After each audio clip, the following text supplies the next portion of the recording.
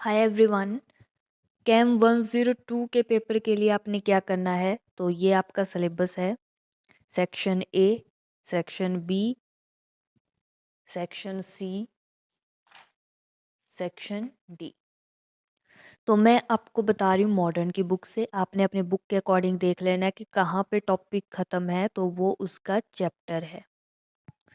तो section A में जो काइनेटिक थ्योरी है उसका है फर्स्ट चैप्टर, लिक्विड का है सेकंड चैप्टर, और सॉलिड स्टेट का है थर्ड चैप्टर, और केमिकल काइनेटिक्स के आपके 2 चैप्टर।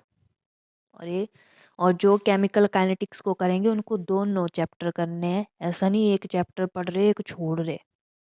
फिर सेक्शन सी है, उसमें आता है एरोमेटिक, हाइड्रोकार्बन, एल्काइल, अराइल, तो इसके हैं 3 चैप्टर। सेक्शन डी है, उसमें आते हैं आपके 4, alcohols, phenols, ether, aldehyde and ketones, तो इसके हैं आपके 4 चैप्टर। और दिनेश की बुक देखें तो सेक्शन ए है, उसमें दोनों जो पार्ट हैं उनको एक चैप्टर में कर दिया है, और ये अलग अलग पार्ट के अलग अलग चैप्टर हैं। और यहाँ पे एल्काइल और अराइल को एक चैप्टर में कर दिया है, और ये एरोमेटिक हाइड्रोकार्बन वाला अलग है। और सेक्शन डी है, इसके तो 4 हैं अलग अलग। तो आपने जो है चैप्टर किस तरह से डिवाइड है यहाँ से देखना है, इसके हिसाब से होंगे आपके बुक के चैप्टर। क्योंकि ये सेम होता है, लेकिन बुक बनाने वाले चैप्टर कम ज़्यादा कर देते हैं अपनी हिसाब से। और पेपर में टीचर को आपका आंसर चाहिए, आप चाहे जहाँ मर्जी से लिखो, जिस बुक से लिखो, लेकिन आंसर होना चाहिए जो क्वेश्चन पूछा गया उसके अकॉर्डिंग। अब इस पेपर में क्या है कि जो सेक्शन ए है उसमें जो आपका एक क्वेश्चन हो जाता है काइनेटिक थ्योरी ऑफ गैसेस से करके। अगर लिक्विड वाला करते हो तो उसके साथ आता है मिक्स होके, क्योंकि ये छोटा सा चैप्टर है, इसमें सरफेस टेंशन, विस्कोसिटी, मतलब कम क्वेश्चन है, तो इसके साथ एक्स्ट्रा क्वेश्चन दे देते हैं। तो मैक्सिमम चांस होते हैं कि इसके साथ देंगे ही देंगे, तो इसको छोड़ देना है, इस चैप्टर को करना है काइनेटिक थ्योरी ऑफ गैसेस। फिर सेक्शन बी है, इसमें से सॉलिड से आएगा, केमिकल काइनेटिक्स से आएगा। अब जो सॉलिड वाला है इसमें टॉपिक्स तो कम है लेकिन अजीब जैसे हैं, और मैंने इसका जो है मेन मेन ही बताया है। जो इसको करेगा ना, इस पार्ट को, सॉलिड वाले को, सॉलिड वाला चैप्टर, तो उसने जो है एक्स्ट्रा भी पढ़ लेना है। फिर आया सेक्शन सी, इसमें एरोमेटिक और एल्काइल से क्वेश्चन आते हैं ज़्यादातर, और इसमें एल्काइल और अराइल से आते हैं। तो आप अपने अकॉर्डिंग देख लो आपने कौन सा करना है, क्वेश्चन नंबर 5 की क्वेश्चन नंबर 6। सेक्शन डी है, उसमें क्वेश्चन नंबर 7 जो है वो एल्कोहल्स, फिनोल, इथर से आता है। और जो क्वेश्चन नंबर 8 है उसको ज़्यादातर एल्डिहाइड और कीटोन से दिया जाता है, लेकिन इथर वाला चैप्टर है वो है छोटा सा, उसमें 2-3 टॉपिक, तो छोटा सा चैप्टर उसको इसके साथ भी दे देते हैं। तो जो इसको करेगा उसने वो जो इम्पोर्टेंट जैसे टॉपिक हैं उनको भी कर लेना है साथ में। लेकिन जिनसे ज़्यादा नहीं पढ़ा जा रहा होगा तो इतना एल्डिहाइड और कीटोन वाला चैप्टर कर लोगे वो भी काफ़ी है, इथर वाला चाहे आप स्किप कर देना। फिर वहाँ पे अगर मिक्स होके आ गया पेपर, मतलब इथर वाला भी दे दिया, तो एक क्वेश्चन छूट जाएगा, एक क्वेश्चन का कुछ नहीं होता। ठीक है, बाकी पेपर तो हो गया। जो सेक्शन ई है उसमें आपको पूरी बुक से जो चैप्टर होते हैं ना उसी में से ही एमसीक्यू बना देंगे, फिल इन द ब्लैंक्स बना देंगे, ट्रू फॉल्स बना देंगे। ज़रूरी नहीं कि बुक में जो दिए हैं, जैसे मॉडर्न की बुक है ना, इसमें दिए गए हैं एमसीक्यू, तो एमसीक्यू बहुत सारे हैं और उनमें से चांस है नहीं कि वहाँ से आएगा, चैप्टर में से ही आएगा। तो आपने जो पार्ट करना है वो तो आप पढ़ोगे अच्छी तरह से एक, लेकिन जो दूसरा पार्ट आप छोड़ोगे उसका अपने इम्पोर्टेंट इम्पोर्टेंट जो मैंने बताया उसको पढ़ लेना ऊपर ऊपर से कंपलसरी के लिए। या तो अगर आपकी बुक में है तो fill in the blanks, true false, तो उनको पढ़ लेना, लेकिन मैक्सिमम जो है ना वो चैप्टर से ही बना के दिए जाते हैं कंपलसरी के लिए, fill in the blanks, true false जो भी है। तो मैंने जो है आपको चैप्टर वाइज इम्पोर्टेंट बताया है, और मैंने जो है मॉडर्न की ही बुक में टिक लगाए हैं। ठीक है, एक दिनेश वाले बुक के पीडीएफ भी मैं दूंगी। वो जस्ट आपको इसलिए कि कोई टॉपिक अगर आपने छोटा सा करना हो, लेकिन उसकी कोई नीड नहीं है उस बुक की, क्योंकि इसी में मैंने बता दिया इंपॉर्टेंट आपने जो बुक ली है उसमें टिक लगाने हैं, मैच करने हैं कि कौन कौन सा टॉपिक है और पढ़ना है। ठीक है, तो इस तरह से मैंने इम्पोर्टेंट लिखा है, ये आपने अच्छी तरह से करना है। और आप पास तो इम्पोर्टेंट पढ़ के ही हो जाओगे, सिर्फ इम्पोर्टेंट इम्पोर्टेंट पढ़ के पास हो जाओगे, लेकिन अगर इम्पोर्टेंट के अलावा एक आध क्वेश्चन आ गया तो आप उसको नहीं कर पाओगे, उसके नंबर आपके छूटेंगे। लेकिन जिन जो नंबर लेना चाहते हैं, नहीं छोड़ना चाहते, तो वो कुछ चैप्टर ना कंप्लीट पढ़ना, बाकी तो आपने पास हो ही जाना है सिर्फ इम्पोर्टेंट पढ़ के ही। और इस तरह से मैंने लाइनें लगा दी हैं कि कहाँ तक जैसे आपको पढ़ना चाहिए, और इस तरह से मैंने टिक लगा दिए कि यहाँ से पढ़ना है ये यहाँ तक, फिर यहाँ से पढ़ना है ये यहाँ तक पढ़ना पड़ेगा ये। और इसको जो है वेलोसिटी स्पीड एक ही मतलब है, अगर पेपर में स्पीड आता है तो आपने वेलोसिटी की जगह स्पीड लिख देना है बस, कि it is the speed possessed by maximum, इस तरह से। और जैसे देखो यहाँ से आया आपका कंपल्सरी के लिए क्वेश्चन बन गया यहाँ से, तो मैंने इसको अंडरलाइन किया है। और मीन फ्री पाथ वाला ये वाला है, अगर आपको यहाँ से नहीं करना हो तो यहाँ पे भी होते हैं बुक में, देखो यहाँ पे ये भी है, इसको पढ़ सकते हो। जैसे बंडर वॉल वाला है, जैसे ये है इतना और ये है, तो इसकी जगह आप इसको भी कर सकते हो।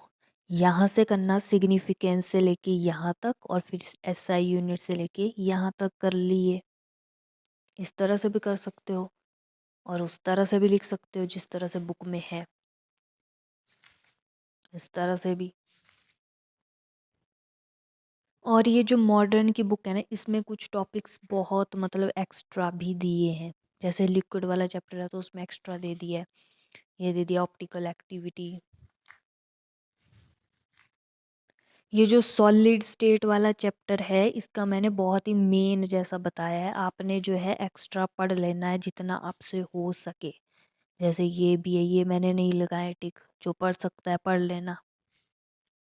जैसे ये है, ये भी पढ़ लेने हैं। तो मैंने मेन जैसा बताया, आपने एक्स्ट्रा भी कर लेना है, नहीं तो इसकी जगह आप ये वाला चैप्टर भी कर सकते हो। लेकिन जिन्होंने पढ़ा है पहले से ऑलरेडी, तो उनको पढ़ने के लिए कोई मुश्किल नहीं है इस चैप्टर को, जिन्होंने पूरी साल पढ़ा है, रिवीजन किया है, वो तो कर सकते हैं सॉलिड वाला। लेकिन जिन्होंने बहुत कम पढ़ा है तो वो इस चैप्टर को करना भाई, केमिकल काइनेटिक्स वाले। ये हमने छोटी क्लास में पढ़ा है, रेट ऑफ केमिकल रिएक्शन हो गए, ऑर्डर ऑफ रिएक्शन हो गए, जीरो ऑर्डर रिएक्शन क्या होता है इसकी, ये वैल्यूज़ निकालनी हमने इसको। फिर इनका half life of zero order reaction, ये इम्पॉर्टेंट। जैसे फर्स्ट ऑर्डर रिएक्शन है तो ये आएगा, इसको करो एक्सप्लेन, उसके बाद इसका हाफ लाइफ पीरियड वाला पूछ लिया जाएगा साथ में। तो जिन्होंने ना रिवीजन बहुत कम किया है तो वो ऐसा करना, इसको करना kinetic theory of gases, chemical kinetics वाला। और इसमें कर लेना आप, इसको कर लेना फर्स्ट को, और इसमें कर लेना लास्ट वाला एल्डिहाइड एंड कीटोन्स और ईथर वाला। वैसे एक बराबर ही है ये। जैसे ये एक आता है पेपर में कि method for determination of the order of A reaction, तो इसमें दो कर मेथड लिखने हैं, तो ये लिखना है पहला, इसका ये पूरा लिखना है ये दूसरा मेथड है हाफ लाइफ पीरियड, ये वाला जो है ये भी आता है पेपर में, लेकिन इसकी जगह आप इसको लिख सकते हो, ये वाला ठीक है। और एक और मेथड है इसमें फोर्थ, चार मेथड है, तो ओस वाल्ड का भी आप इसको लिख सकते हो इतना कर, ठीक है ये दो। और ये भी आता है केमिकल काइनेटिक्स में, चैप्टर अलग अलग है लेकिन ऐसा नहीं भी छोड़ ही देना। तो ये इस तरह से मैंने लिखा है कि एक्सप्लेन द, इस तरह से क्वेश्चन आता है तो आपने यहाँ से लिखना है इट इज़ बेस्ड से लेके यहाँ तक। जैसे ये है एक्टिवेटेड कॉम्प्लेक्स वाला, तो ये यहाँ से लेके यहाँ तक, और ये भी साथ में। जैसे ये वाला चैप्टर है तो इसके आते हैं आपको रिएक्शन, ठीक है, ये वाले सेम ही है, लेकिन यहाँ से आते हैं मैकेनिज्म। ये तो आने ही चाहिए सारे। और जिनका आपने सिर्फ रिएक्शन ही करना है, उसके लिए मैंने बीच में जैसे लिखा होगा, मतलब ये रिएक्शन है इम्पोर्टेंट, जैसे ये रिएक्शन है इम्पोर्टेंट। तो जो रिएक्शन इम्पोर्टेंट है, आपने इतना ज़्यादा नहीं ये पढ़ना, आपने रिएक्शन पढ़ने हैं। ये जो इम्पोर्टेंट लिखा होता है ना मैंने बीच में जैसे, तो मतलब ये रिएक्शन ही करना है आपने, ये रिएक्शन करना है। और ये जो पेंसिल से लिखा है ये भी करना है, क्योंकि ये इस तरह से आता है। और ये जो लास्ट चैप्टर है इसमें जो है बहुत सारे ये हैं आपके रिएक्शन इज़ वेरी इंपॉर्टेंट। और ये जो है ये बुक में है नहीं, पता नहीं कौन से कोने में होगा, लेकिन ये वाला जो है मैंने जो है आपके बुक के जो पीडीएफ है उनमें ही आपको सब कुछ अवेलेबल करवा दिया है। आपने क्या करना है, सिर्फ बुक के पीडीएफ जो मैंने बनाए होंगे वो देखने हैं, ठीक है। जो उसमें जितना इम्पोर्टेंट था वो मैंने बुक के पीडीएफ में ही ऐड कर दिया है। आपने जस्ट बुक के पीडीएफ देखने हैं और जो उसमें इम्पोर्टेंट बताया वो करना है बिल्कुल परफेक्टली। और इससे क्या करना है, ये जो मैं पीडीएफ दूंगी इसके इसके आपने जस्ट जो इसके कंपल्सरी हैं ये ही देखने हैं। बाकी आपने जस्ट इसकी हेल्प लेनी है। कोई क्वेश्चन है तो भाई कितना कर मतलब हमें लिखना चाहिए, इतना ये देखना है यहाँ से। बाकी इसके जो क्वेश्चन है वो भी ऑलरेडी टिक है। अपना टाइम वेस्ट नहीं करना है। मैं इतनी मेहनत कर रही हूँ, आपको फिर उसके बावजूद भी अपना टाइम वेस्ट कर रहे हो तो क्या फ़ायदा है मेरा बताने का। जैसे बुक में ना काफ़ी बड़ा है तो ये है यहाँ पे, लेकिन मैंने ये जो है ये भी आपको बुक के पीडीएफ में ऐड कर दिए, तो आपको मतलब इतना यहाँ से भी करने की कोई ज़रूरत नहीं है। आपने जस्ट सेक्शन ई कंपलसरी के लिए देख लेना है, ये देखना है। क्या पता एक आध क्वेश्चन आ जाए कंपलसरी में तो अच्छी बात है, एक दो नंबर पक्का हो जाए। बाकी ये भी ऐसे दे दिए मैंने। इन यहाँ पे बहुत अजीब क्वेश्चन है और ये पेपर में आते भी नहीं है।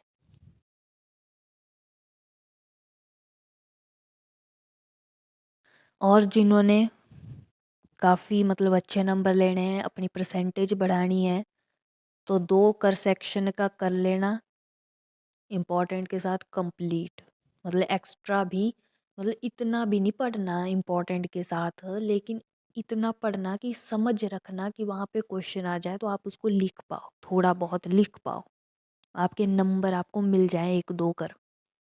कुछ कुछ टॉपिक्स पढ़ लेने हैं बस, और बाकी इम्पोर्टेंट ही करना है आपने।